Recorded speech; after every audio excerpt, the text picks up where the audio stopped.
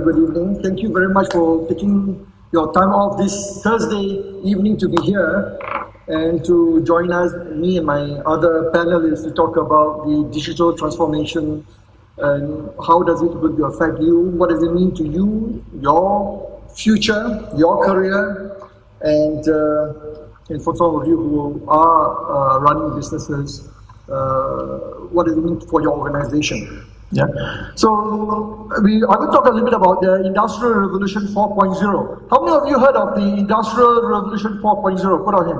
IR 4.0. 2, 3, 4, 5, 6, 7, 8, 9, 10, 11, 12, 13. So the 13 of you can go back now. You can leave the room. I was in Croatia. I just came back from Croatia delivering a keynote last month, and I'm presenting about the future of leadership, exactly the same topic, about what does it take to succeed in the next 20, 30 years. Many people still do not have any idea. And I was in Kuala Lumpur, just close at Kuala Lumpur, about 3 months back, talking about the role of leaders in transforming the organization to get their people ready for the digital revolution, which is already happening. But a lot of leaders still do not understand the difference between the Industrial Revolution 3.0, which I'll talk about a little bit about where we have been over the last 25 years or 30 years, and where we are today, building upon the computing technology, manufacturing, and delivering services, leveraging on what we call World Economic Forum talk about, Klaus Schwab, the founder, talk about the Industrial Revolution 4.0, leveraging on the cyber physical system, IoT, Internet of Things, looking at the robotics, artificial intelligence, and how does it impact our businesses, especially manufacturing. In Singapore especially, we have 1/5, if I'm not mistaken, 1/5 of our GDP is from the manufacturing sector, and the manufacturing sector has about 400,000 workers as of last year. Now, what it means is it's going to be a great impact on jobs in Singapore. Now, I'm not trying to scare you, because whenever I talk about this, people worry about jobs. What's going to happen? And even though our government has not talked about this frequently, the only person I really must congratulate, the only government, I think, there's not a political officer, but Patrick Tay, who is the Assistant Secretary General of the NTUC. Patrick has has my respect, because whenever I attended conferences together with him and he presented, I'm very impressed with his knowledge and his ability to articulate the challenge that we're going to face in the workplace because of the impact of the IR 4.0. And this is the reality. And also, this is not all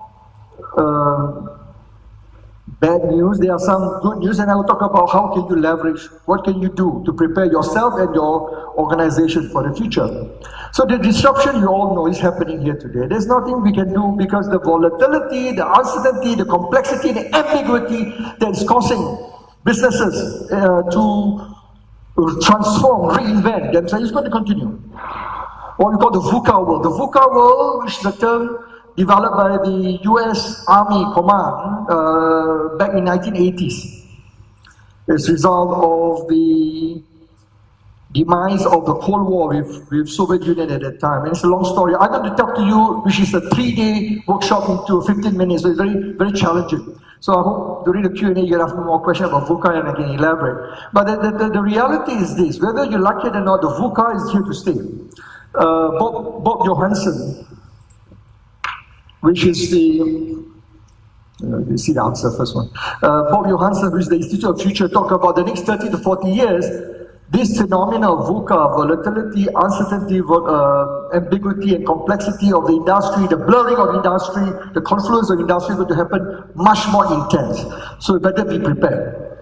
And the reality is this, as you see from the slide here, the largest taxi company in the world owns no vehicle, which is Uber. Do you know which most popular media owner creates no content? Go on. Anyone? Sorry? Washington Post. No, come on. Sorry. Facebook. Very good. Facebook. Yeah. And the biggest retailer. It's not working. The biggest retailer owns no inventory. Which company is that? Alibaba. Yeah? And of course, the next one is very easy. The largest accommodation, they provide no real rooms. As doesn't Airbnb. Now, these are just common examples that you probably have heard before. And there are many more other companies. These are the most famous company. But the reality, there are much more smaller companies that are leveraging on technology. And recently, I'm very proud, a Singapore-owned company called Razer that's been listed in Hong Kong. And I think you're going to hear more about Razer in the near future. And I think there are, and I believe there are more opportunities. Despite the disruption, we have to be able to have a sense of optimism. This is what leadership is all about. Unfortunately, the news that you read every day, and I'm going to show you some of the news, is all about the gloom, the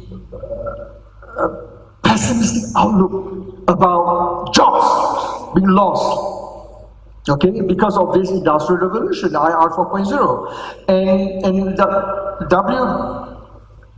the WEF, World Economic Forum, Klaus Schwab, in January 2016 in Davos, he talked about this and he launched a book and he published a book to talk about the transformation of the industry across all industry, across all countries in the world. No country in the world is going to be it's not going to be impacted. Everyone is going to be impacted, so be prepared for this. So what is IR 4.0? As I said, is about confluence or leveraging on artificial intelligence, robotic automation, and so forth. I want to focus on leadership. So all these things, you can get it from the WEF website. And we are talking about this, for example, in Taiwan and in China, Foxconn, which manufacture the iPhone or Samsung and many of the other electronics products, are looking at loss of thousands of jobs. And interesting thing, there are some bright spots, because we're talking about computing, how IBM has used the supercomputing to be able to, with artificial intelligence, of course, with nanotechnology, to find cure for cancer, for new treatment. So there are opportunities, there are some good news, and also from a job perspective, I will talk about some of the bright spots where you can focus your career and where you can leverage on this opportunity. These are some of the new industries, smart retail being one. Some of you probably have, in Singapore, unfortunately, there was a survey done by, was it Amazon, trying to launch some new, I can't remember the name of the program, but they did a survey and they found that Singaporeans still love to shop, physically go to shopping centers. Their take-up rate in terms of online shopping is not as great as compared to other countries. So you have, of course, connected mobility, which is interesting. This is an industry that's gaining tremendous inroad into leveraging IR 4.0 in, for example, Tesla. Also in Toyota, I was reading an article last month in Japan that Toyota is using this, how to leverage on this confluence of robotics, cybernetics, and how to be able to, with human, people like us. So it's not all about pure robotics, there's no human being involved. So they are working side by side, human working with robots to be able to deliver some of the products being manufactured. And of course, smart logistics, medtech, edutech, home automation, and so forth. There are many industries. There are a lot of industries. So these are the industries you should focus on in the next future. Talk to your children and your grandchildren, and this is the thing that you need to think about. And I'll talk about the skills that's required. It's very important. This is by the WEF. So the skills now, this is very important. Of all the slides I'm going to show you, these are the 2 slides you need to remember. For your sake and your children, your grandchildren. Number 1, remember this word. Creativity, or to more specific, creative thinking. Creative thinking, critical thinking. Now, critical thinking is different from creative thinking. In the innovation, you talk about disruptive economy. Yes, creative thinking is important, but today, in future, in the digital, and talking about the IR 4.0, critical thinking is different from creative thinking. Critical thinking is the ability to look at facts over fiction about making how people making assumptions in the statement. How do you evaluate different information to make business decisions? So it's a bit different from creative thinking. So critical thinking, number one. Number two is social and emotional intelligence, and very important, having done research for the last 25 years, I found that one element is very important is the ability to have strong empathy and emotional connection. And I will show you at the end a video by Jack Ma, which confirmed my research or CE research in that area. And this is the latest global research we did in the US and of course other parts of the world, but primarily in the US. We look at what does it take to succeed in the digital, in the VUCA driven, is what we call cognitive readiness. Cognitive readiness is the ability to use your critical thinking, not just your creative thinking.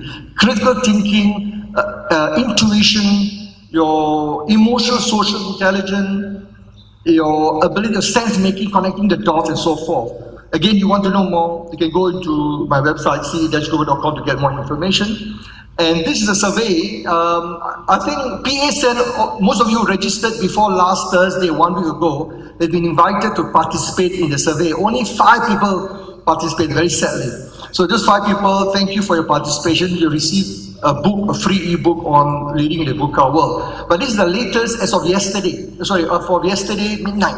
The results global, we have found that what it takes to succeed to lead in the VUCA world in the digital, the number one competency is critical thinking. Worldwide, 75% of respondents say this is the most important in the organization, followed by, interestingly, learning agility. It's different from the WEF. Learning agility is the ability to learn, unlearn, relearn. So a lot of you here, those of you I see 20 years in the workforce, 15, 20 years, 30 years, forget about whatever you learn in school. Throw it out. You need to ask yourself, whatever you have learned, is it relevant today? So unlearn, relearn. That's very important. Learning agility. And of course, the others, emotional, social intelligence, all of you know about, and cognitive readiness is the ability to combine all this. Yeah. And interestingly, only less than half of the respondent worldwide says digital proficiency is not as important as the other 4. And that doesn't mean you can be a super. I've got a good friend here, Philip Teo, who's a legend from the Silicon Valley. We know him for 30 years, for many years in the 80s. Philip, who's from the Silicon Valley. And a lot of things, he's one of the pioneer in this area in the Infocom. And let me tell you, whatever people think about technology, it's not as important. Remember, technology is an enabler. It's the people is important. People come before process and technology. You as a leader need to take responsibility and play a part in transforming your organization. So leadership is very important. Not technology, not system, not processes, not software. If you don't get the people issue right, you'll never solve all the problems that we are facing today. In 2013, I was interviewed by NUS to ask me, what do you think? That was 4 years ago, to prepare for the digital world. And the question I was asked is, what does it take to succeed? At that time, and I make it very clear, you need to lead with love. When I say this, lead with love, or when I deliver this at the undergrad, both NUS, NTU, and SMU, all the girls was laughing, giggling. No, love. What do you mean by love? Prof, what do you mean by love? You mean we as lead with the love? Yes, of course you have to love. You must demonstrate empathy. That is sorely lacking at the workplace today. We need to show genuine concern, care for your employee. Because you must admit you don't have all the answers. In the digital economy, you can have the Gen Y, Gen Z. Gen Z are those born between 1995 to 2010. They are the people who are right now. They are called the linkster because they are linked to the technology. When they wake up, when they sleep, they wake up first thing is with their smartphone, their interlink. So the reality is this. know how to interact with your younger workforce. Learn how to engage them. If you want to lead in the digital economy, the reality is this. Forget about what you have learned. Forget about what you have done, the style of your mentor, whatever you learned from the old style, it may not work. The Gen Y, the millennial, those are born in 1980s and 94, and the Gen Z or Linkster, who are born between 95 to 2010, is going to be different. The expectations, the way you need to be able to engage and listen. And sometimes you need to be humble that they have all the answers. You don't have the answer. I don't have the answer. I have two mentors. One is age of 18, 78, about 18, and the other one is 23. Both are my mentor. People, how can your mentor be 23 years old? Because this guy is good about design thinking. In the digital economy, you need to learn an approach called design thinking. And that's going to revolutionize your organization. My point is this: you need to be able to get all the help you can in the digital technology, digital world. Because the reality is this: we don't have all the answers. You cannot work alone. You do not have all the solutions.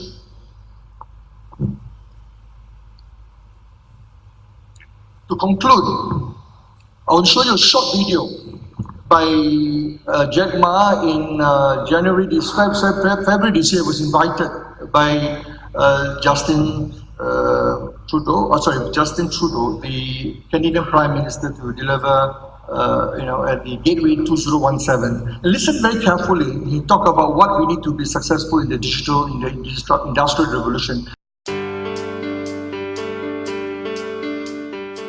We should teach our kids the EQ, IQ, and LQ. The LQ is the Q of love, which I strongly believe that if you want to be successful, you should have an EQ and the IQ. But if you want to be respected, if you want to survive next 30 years, you should have teach our kids the Q of love, the Q of care the others. In this way, you can survive. The first technology revolution released the the body, right? So we know the machine is more powerful than human beings. And the second technology revolution released the human distance. So the plane, the airplanes, and the train all go. But this technology revolution released the human brains. People start compete by wisdom, by knowledge, not by muscles. People say, what's the secret of China grow so fast? One of the things that we Chinese learn very much in the past 30. We learn a lot about America. If you today go to New York, pick up 100 Americans on the street, how many of them can speak more than 10 Chinese words? Very few. If you're in Beijing, Shanghai, you grasp 100 young people and ask them how many of them can speak more than 20 English words, 80 of them. That is, you learn. When you appreciate, when you're open-minded, when you learn from others, you make progress. What I worry a lot is that today, a lot of knowledge-based things, computer in the future can do better than men. We should not teach the kids do the things that computer can do better, right? So the thing worried me is not about the technology. The thing worried about is how can we train and educate our kids in a way that 20, 30 years later, they can do things that computer cannot do. Yeah. So you should teach computers, you should teach our kids creative, innovative, team sport, team sportsmanship, culture. These are things, creativities that the machines cannot do better. And I don't think the machine, the technology is going to conquer people, because people have souls. We have value. We have a belief, which machine does not have.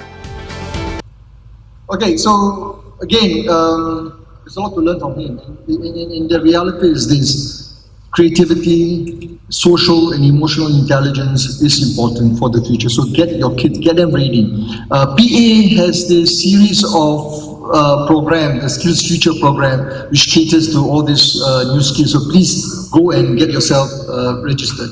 So let me just conclude. The reality is this: to succeed in the future, you need to reinvent your leadership practices, your competency.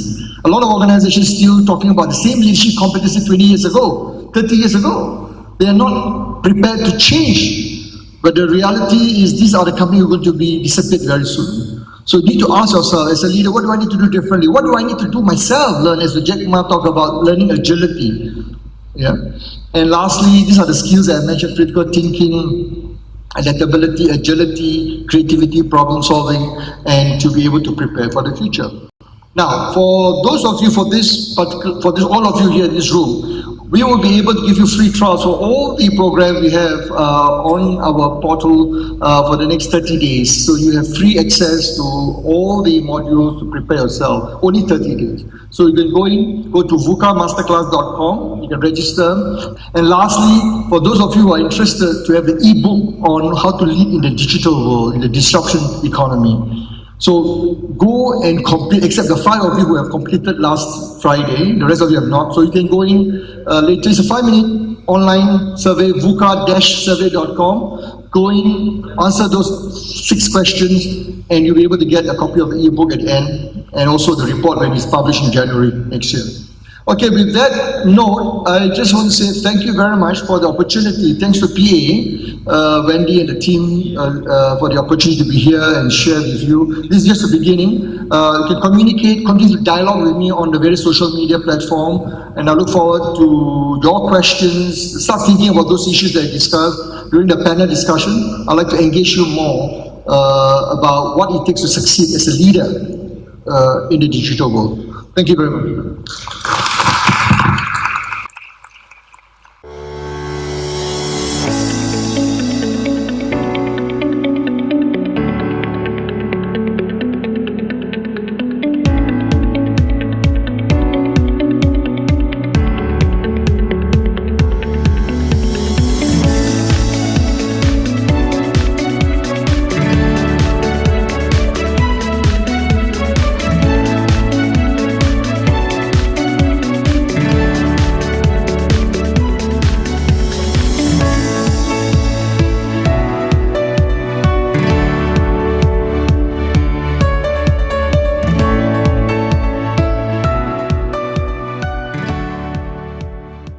Thank you, welcome back. So let me tell you a little bit about the Leadership Masterclass. We at CE, together with our partners at EDA and other global partners, we have learned about what it takes, what are some of the best in-class thought leadership practices, concepts, tools and techniques to drive organizational and leadership excellence. What it takes to be from good to a great manager, a leader. How do you transform your organization to a high-performance organization? And this Leadership Masterclass series is designed to achieve that exactly. This program is designed to help you, the business leader, the human resource practitioner, to give you the right platform, skills to transform being good to great. How does it come about? We have spoken to many of our clients over the years, and many of them say that, look, what is missing? Well, especially over the last 5 years, we have intensively going to market across Asia Pacific, and we ask one question: what does it take for your leaders, or what do you think it would take for leaders to be successful in the VUCA world, or leading the VUCA world? And many of the organizations says they need leaders to be ready, to have the right set of skills, whatever it may be, whatever the competency may be, to meet the challenges in the VUCA world. Equip them with the skills through a program that is contemporary, that is practical and relevant. So that is the feedback that we get, and that's the basis upon which we design the program. So all our Leadership Masterclass program in this series that you're going to participate, you will see that it covers these 3 areas. It is contemporary because it leverages on latest concept, best practices, framework and tools on leadership development. P is practical. We explore examples, case study, using tools, expert guidance with me as a facilitator, learning those concepts and tools. How can you immediately apply and transfer to your workplace? It's action-based learning approach. And lastly, R, CPR, contemporary, practical, and relevant. And every single module in this leadership masterclass is relevant to you as a participant, as a manager, leader, HR practitioner, and you're able to connect with the various topic, modules, themes in this workshop or this series of leadership masterclass that you can apply to your own work, your own project, in your own organization. And every single module comes with an action plan. As part of the action-based learning, you need to apply to your organization and review it with the facilitator. So with that note, this leadership masterclass is designed for you, business leader and HR leader, based on the CPR, contemporary, practical, and relevant. And we encourage you to explore and leverage on all the various resources and tools that we put in place in every single module that accompany this program. Maximize, use them to your advantage, and help yourself to transform from being good to great. And with that note, I look forward to engaging you in the series of modules that you're going to take part, and look forward to communicate with you and engaging you in the social media and getting your feedback as we go along. Thank you, and have a great learning journey.